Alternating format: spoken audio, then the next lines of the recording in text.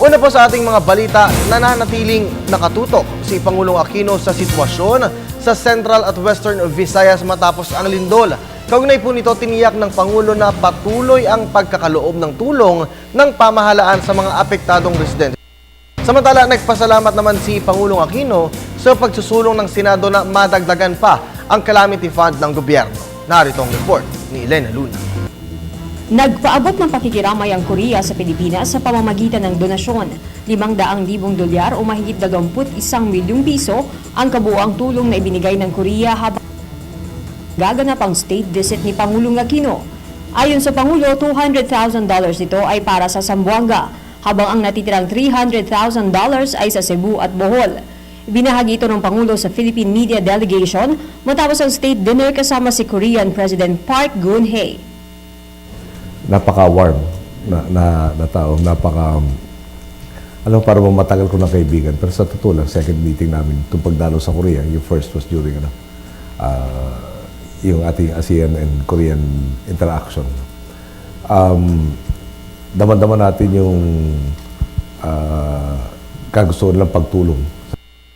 Actually, I was told tonight that they donated first yung sa Zamboanga. Tapos tonight, I was informed, tinulungan na rin tayo dito dahil sa earthquake. At couple of hundred. Nagpahayag sa Senado ng suporta sa resolusyon na hinihiling na taasan ang calamity fund para sa mga biktima ng Bagyong Santi at Lindol.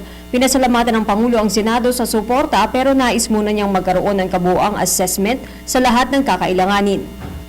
Hindi naman sa pinsa ko si Bam, but if they are giving us that elbow room to be able to work with, thank you. Sign of support for this. At this present time, I don't have the data that says we need that amount right now. Nasa ibang bansa man, patuloy na nagmomonitor ang Pangulo sa sitwasyon sa Cebu at Bohol. Patuloy rin aniya ang pagpapadala ng pagkain at tubig sa mga bayang lubhang na apektuhan ng lindol. Umiikot rin sa mga apektadong bayan ang ilan niyang cabinet officials. Nais rin ng Pangulo na ipatupad ang tinatawag na retrofitting. Ang tinatawag ng performance-based audit on compliance with the building code. Luma siya, ganito yung design characteristics siya, pero pwede mo i-retrofit para ma-withstand yung 7.2. Nagsasagawa na ng mga trainings. Audit ang DPWH at DOST para mas maging handa ang bansa sa lindol. Sinabi rin ng Pangulo na makikipag-ugnayan din ang gobyerno sa pribadong sektor. I was talking to Governor Junjun Davide, amongst others. Lalo na nakita ko pag-ikot na Cebu. Mayor Jonas Cortez naman of Mandaue also. Baka dapat yung pahanap yung municipal engineer nyo dito sa nakita natin doon sa Mandaue na public market plus yung adjacent building.